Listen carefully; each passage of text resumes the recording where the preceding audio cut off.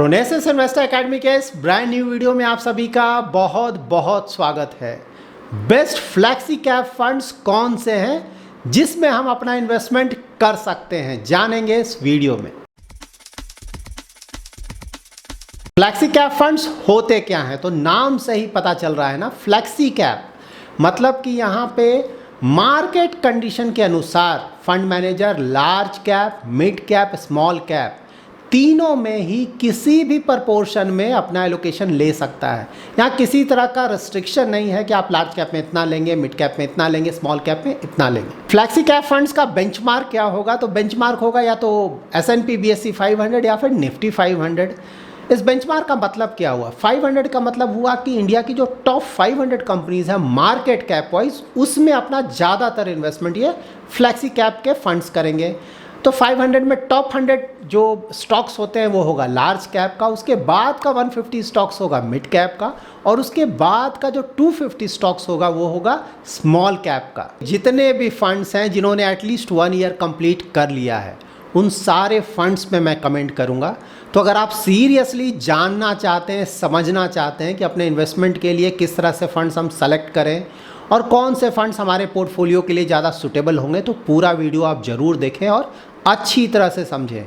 और अगर आपको सिर्फ सो कॉल्ड टॉप फंड्स का नाम जानना है तो शायद ये वीडियो आपके लिए ज़्यादा सूटेबल नहीं है। यहाँ पर आप फ्लैक्सी कैप फंड्स का AUM that is asset under management, 1 year, 3 year, 5 year, 10 year के डायरेक्ट प्लान का CAGR रिटर्न्स और बेंचमार्क का रिटर्न्स भी चेक कर सकते हैं।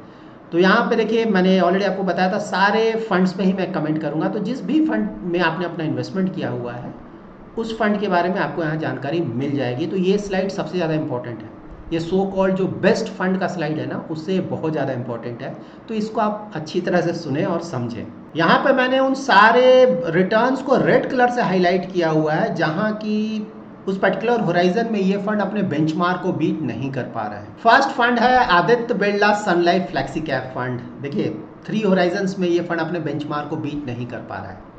जब भी हम किसी भी एक्टिवली मैनेज्ड फंड में ज़्यादा एक्सपेंस रेशियो देकर अपना इन्वेस्टमेंट करते हैं तो हमारा एक्सपेक्टेशन ये होना चाहिए कि वो फंड ज़्यादातर होराइजन्स में अपने बेंचमार्क को बीट करे। मैं ये नहीं बोल रहा हूँ सारे होराइजन्स में, मैं बोल रहा हूँ ज़्यादातर होराइजन्स में। तो यहाँ पे आदित्य बिरला का अगर आप देखें तो ज़्यादातर आपको रेड दिख रहा है, तो मतलब कि ज़्यादातर होराइजन्स में अपने बेंचमार्क को बीट नहीं कर पा रहा है। लेकिन अगर आप रिटर्न्स का कंपेयर करेंगे ना फंड का और बेंचमार्क का, तो देखिए रिटर्न बेंचमार्क के आसपास ही है, ऐसा नहीं कि कोई बहुत ज़्यादा अंडर परफॉर्मेंस है।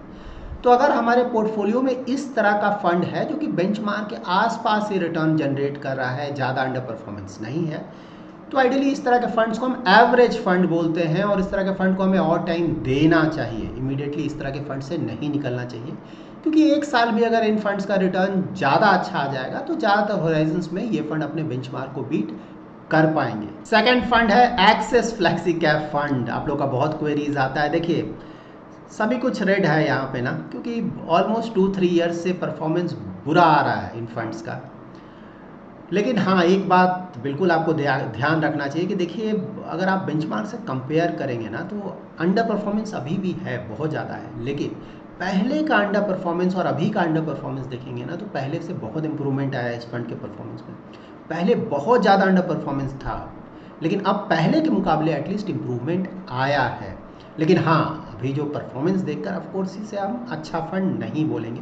लेकिन अगर ऑलरेडी किसी ने इस तरह के फंड में अपना इन्वेस्टमेंट किया हुआ है, ग्रोथ स्टाइल ऑफ इन्वेस्टिंग है, तो अगर किसी ने किया हुआ है ग्रोथ स्टाइल ऑफ इन्वेस्टिंग, आपको पता है जब इंटरेस्ट रेट कट होना शुरू होगा या फिर मार्केट को कॉन्फिडेंस हो जाएगा कि नहीं अब इंटरेस्ट रेट कट होने ही वाला है, तो वहाँ से आप देखेंगे कि इस तरह के फंड्स में थोड़ा इम्प्रूवमेंट आएगा। तो दैट इज़ नेक्स्ट ईयर के फर्स्ट हाफ में एक्सपेक्ट कर सकते हैं। गारंटी तो किसी बात की नहीं है, लेकिन हाँ एक्सपेक्ट कर सकते हैं कि इस तरह के जो फंड्स हैं, सिर्फ एक्सिस नहीं, बहुत सारे AMCs हैं जो कि ग्रोथ स्टाइल ऑफ इन्वेस्टिंग को फॉलो करते हैं, जिनका परफॉर्मेंस ज़्यादातर केसेस में अच्छा नहीं चल रहा है लास्ट 2-3 ईयर से। वहाँ पे मोस्टली नेक्स्ट ईयर के फर्स्ट क्वार्टर से, मतलब मैं कैलेंडर ईयर की बात बोल रहा हूँ, तो एक्सपेक्ट कर सकते हैं कि थोड़ा परफॉर्मेंस इंप्रूव होना चाहिए। बंधन फ्लैक्सी कैप फंड, ये भी एवरेज फंड है। देखिए बेंचमार्क के आसपास ये रिटर्न जनरेट कर रहा है, कोई बहुत बुरा फंड नहीं है। ये देखिए interesting, bank of India last 1 year का रिटर्न देखिए ऑलमोस्ट 65% का, बहुत ज़्यादा रिटर्न। तो इनका देखिए, मैंने पहले भी आप लोगों को बताया, बैंक ऑफ इंडिया के ज़्यादातर फंड्स का, इक्विटी फंड्स का अगर आप पोर्टफोलियो देखेंगे ना, तो पीएसयू फंड की तरह काम करें। पीएसयूज़ का एक्सपोजर जो है पीएसयू स्टॉक्स का बहुत ज़्यादा है, और वो एक बहुत बड़ा रीज़न है जिसके कारण इनके कुछ फंड्स का जो रिटर्न्स है, नियर टर्म का रिटर्न्स, वो बहुत ज़्यादा आया है। बड़ौदा बीएनपी परिवार नया फंड है, 3 इयर्स भी कंप्लीट नहीं किया, तो कमेंट करना मुश्किल है इस तरह के फंड पे, बट हाँ बेंचमार्क को तो बीट कर पा रहा है लास्ट 1 ईयर में। केनरा रूबिको फ्लेक्सी कैप फंड, यहाँ भी देखिए अंडर परफॉर्मेंस चल रहा है, लास्ट 1 ईयर में तो काफ़ी ज़्यादा अंडर परफॉर्मेंस है, लेकिन बाकी के होराइजन्स में परफॉर्मेंस ठीक ठाक है, ज़्यादा बुरा परफॉर्मर नहीं है, तो एवरेज परफॉर्मर इसे भी आप बोल सकते हैं।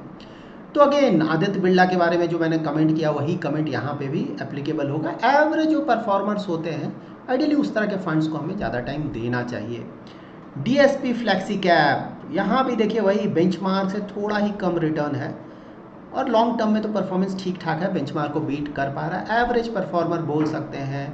एडिलवाइज का परफॉर्मेंस अच्छा है, इसे आप गुड फंड बोल सकते हैं। देखिए सारे होराइजन्स में ही अपने फंड को बीट कर पा रहा है और अच्छे मार्जिन से बीट कर पा रहा है, तो ये एक अच्छा फंड है current performance wise. Franklin India flexi cap again अच्छा फंड है, परफॉर्मेंस बहुत अच्छा चल रहा है इनका भी। एचडीएफसी फ्लेक्सी कैप तो आपको पता है, इनका तो वैल्यू स्टॉक्स में एक्सपोजर ज़्यादा होता है, पीएसयू स्टॉक्स में एक्सपोजर ज़्यादा हो, इसलिए इनका तो अभी समय चल रहा है, तो ज़्यादातर फंड्स का परफॉर्मेंस बहुत अच्छा है एचडीएफसी में, तो एचडीएफसी फ्लेक्सी कैप का भी परफॉर्मेंस अच्छा चल रहा है। एचएसबीसी फ्लेक्सी कैप देखिए भाई ज़्यादातर होराइजन्स में अपने बेंचमार्क को बीट कर पा रहे हैं, तो इसे भी करंट परफॉर्मेंस वाइज हम एक अच्छा फंड बोल सकते हैं। आईसीआईसीआई फ्लेक्सी और इन्वेक्सको फ्लेक्सी दोनों नए फंड्स हैं, नए फंड्स पे तो हम कमेंट करते नहीं हैं, लेकिन हाँ लास्ट 1 ईयर में अगर आप देखें तो दोनों अपने बेंचमार्क को बीट कर पा रहे हैं। आईटीआई फ्लेक्सी कैप अगेन नया फंड है, बेंचमार्क को बीट कर पा रहा है लास्ट 1 ईयर में।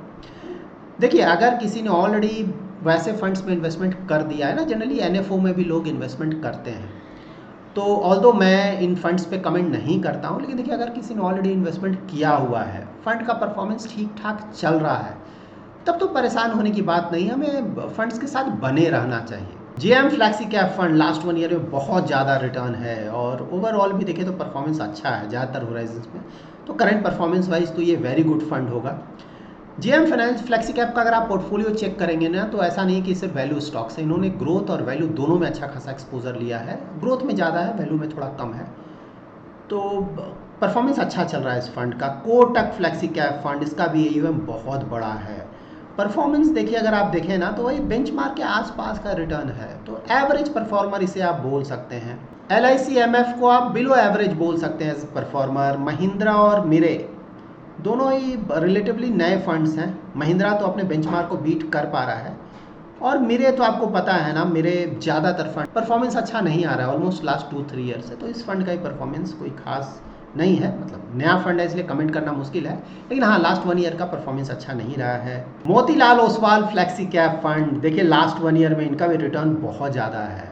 मोतीलाल के मतलब ज़्यादातर फंड्स का अगर रीसेंट परफॉर्मेंस देखें ना तो बहुत अच्छा है, और इनकी खासियत क्या है कि वेरी हाई ग्रोथ स्टॉक्स में इन्वेस्टमेंट कर ये इतना ज़्यादा रिटर्न जनरेट कर पा रहे हैं, तो of course credit goes to them. लेकिन हाँ लॉन्ग टर्म का रिटर्न देखिए ना, तो फंड का परफॉर्मेंस बिल्कुल भी अच्छा नहीं है, सिर्फ लास्ट 1 ईयर का ही परफॉर्मेंस है, उससे पहले परफॉर्मेंस अच्छा नहीं था। नावी फ्लेक्सी कैप फंड बहुत छोटा यूएम है, तो क्या कमेंट किया जाए, इतने छोटे 500 करोड़ से भी कम अगर यूएम है तो आइडियली हम अवॉइड कर सकते हैं उस तरह के फंड्स का, और परफॉर्मेंस भी कोई बहुत ज़्यादा अच्छा तो आया नहीं है। Nippon India flexi cap fund again नया फंड है, सो कमेंट ज़्यादा कर नहीं सकते हैं, लेकिन लास्ट 1 ईयर में बेंचमार्क को बीट कर पा रहा है। Parag Parikh flexi cap fund last 1 year में तो बेंचमार्क के आसपास ये रिटर्न है, लेकिन लॉन्ग टर्म का परफॉर्मेंस देखें तो बहुत अच्छा फंड है, तो ये तो खैर लेजेंडरी फंड है फ्लेक्सी कैप कैटेगरी का। पीजीआईएम इंडिया परफॉर्मेंस तो इनका तो डाउन चल ही रहा है, ग्रोथ स्टाइल ऑफ इन्वेस्टिंग आपको पता ही होगा, तो ये भी पुअर फंड बोलेंगे, करंट परफॉर्मेंस वाइज परफॉर्मेंस नहीं आ रहा है। Again growth style of investing पे ऑलरेडी मैंने कमेंट कर दिया, अगर आपने सुना है तो वो यहाँ पे भी एप्लीकेबल होगा, लेकिन यहाँ पे पीजीआईएम के साथ एक और प्रॉब्लम क्या हुआ है, फंड मैनेजर्स भी चेंज हुए हैं, तो वो भी एक बड़ा इशू है। Quant flexi cap fund last 1 year का रिटर्न देखिए कितना ज़्यादा है, और ओवरऑल भी परफॉर्मेंस अच्छा है, तो ये फंड भी वेरी गुड फंड की कैटेगरी में आएगा। सैमको का परफॉर्मेंस लास्ट 1 ईयर ही है और परफॉर्मेंस आया नहीं है। SBI फ्लेक्सी कैप फंड देखिए बेंचमार्क को अगर आप परफॉर्मेंस कंपेयर करें तो बेंचमार्क से कम रिटर्न जनरेट किया है। पहले तो देखिए अच्छा परफॉर्मर रहा है, ऐसा नहीं कि पुअर परफॉर्मर रहा है, लेकिन करंट परफॉर्मेंस वाइज अगर आप देखें तो अच्छा फंड नहीं है। लास्ट 1 ईयर में बहुत ज़्यादा अंडर परफॉर्मेंस है, लेकिन हाँ 3 ईयर 5 ईयर में परफॉर्मेंस ठीक ठाक है, बेंचमार्क के आसपास ही रिटर्न है। श्री राम बहुत छोटा ईवीएम है, नो कमेंट।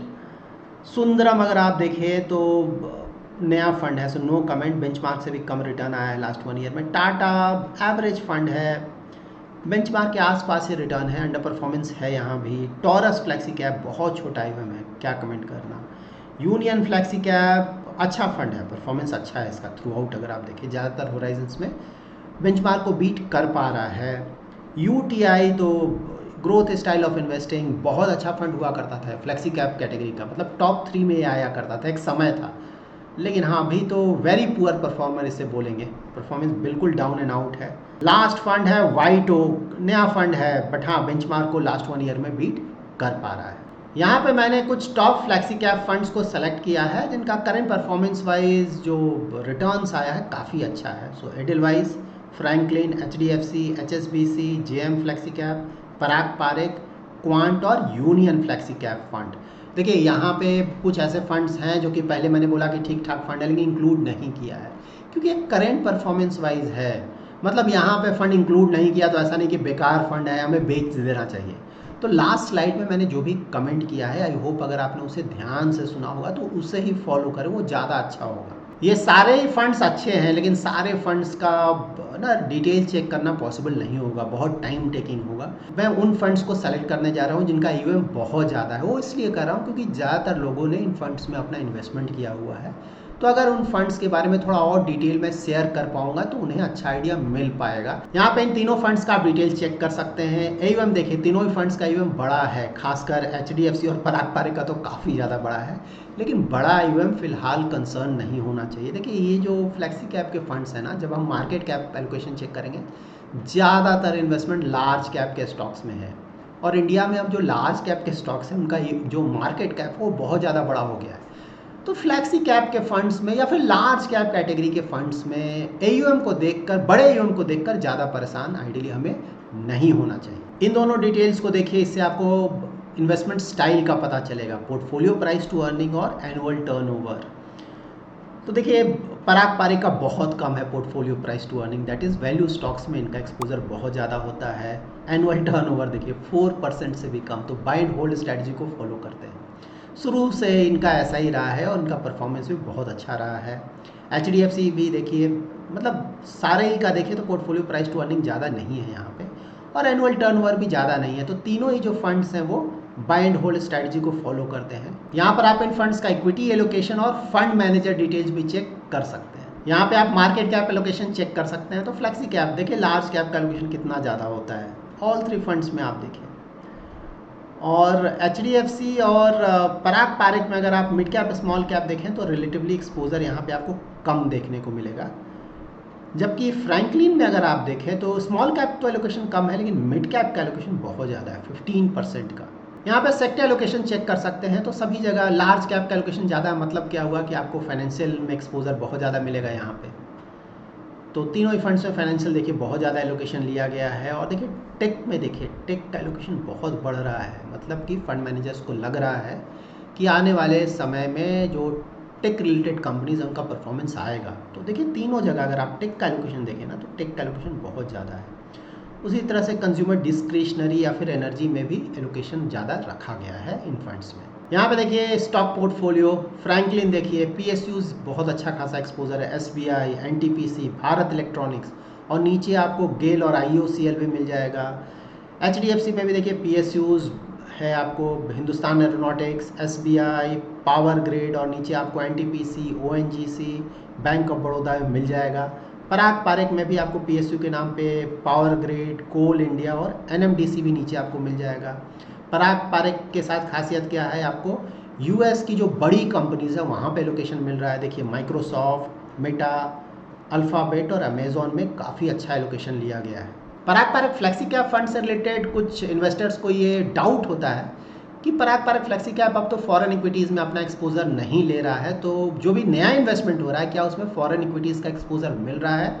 तो हाँ, जो भी नया इन्वेस्टमेंट हो रहा है उन्हें भी फॉरेन इक्विटीज़ का एक्सपोजर मिल रहा है, क्योंकि अभी भी अगर आप इनका टोटल AUM देखें ना तो उसमें अबाउट 14-15% का आसपास अभी भी US इक्विटीज़ में एक्सपोजर है। तो अगर कोई नया इन्वेस्टर यहाँ पे इन्वेस्टमेंट कर रहा है तो उसका इन्वेस्टमेंट होगा जो टोटल AUM है ना उसी में तो इन्वेस्टमेंट जाएगा, तो उन्हें भी US इक्विटीज़ में एक्सपोजर मिल रहा है। फ्लैक्सी कैप फंड्स में आप अपना इन्वेस्टमेंट करने के दौरान आप ये ध्यान में रखें कि फ्लैक्सी कैप फंड्स को जनरली 2 कैटेगरीज में आप डिवाइड कर सकते हैं। पहला कैटेगरी वो होगा जहाँ की लार्ज कैप के स्टॉक्स का एलोकेशन बहुत ज़्यादा होगा और मिड कैप और स्मॉल कैप के स्टॉक्स का एलोकेशन काफ़ी कम होगा। और सेकंड कैटेगरी वो होगा जहाँ की लार्ज कैप का एलोकेशन तो होगा लेकिन साथ ही मिड कैप और स्मॉल कैप के स्टॉक्स का भी एलोकेशन ज़्यादा होगा। तो अगर आपका रिस्क प्रोफाइल मॉडरेट है, दैट इज़ आप बहुत ज़्यादा रिस्क नहीं लेना चाहते हैं और इन्वेस्टमेंट होराइजन 5 ईयर से ज़्यादा है, तो आप ट्राई करें वैसे फ्लैक्सी कैप फंड्स के लिए जाएं जहाँ के लार्ज कैप का एलोकेशन बहुत ज़्यादा हो और मिड कैप और स्मॉल कैप का एलोकेशन काफ़ी कम हो। और अगर आपका रिस्क प्रोफाइल एग्रेसिव या वेरी एग्रेसिव है, इन्वेस्टमेंट होराइजन 7-8 ईयर से उससे भी ज़्यादा है, तब तो आप वैसे फ्लैक्सी कैप फंड्स के लिए भी जा सकते हैं जहां की मिड कैप स्मॉल कैप का भी एलोकेशन काफ़ी ज़्यादा है। So that's it in this video. कल सैटरडे है तो 8 PM to 9 PM कल मैं यूट्यूब पे लाइव आऊँगा। अगर आप हमारे यूट्यूब चैनल के सब्सक्राइबर हैं, आपका कोई इन्वेस्टमेंट रिलेटेड क्वेरी है तो उस यूट्यूब लाइव स्ट्रीम को आप ज़रूर ज्वाइन करें। Thanks lot for watching.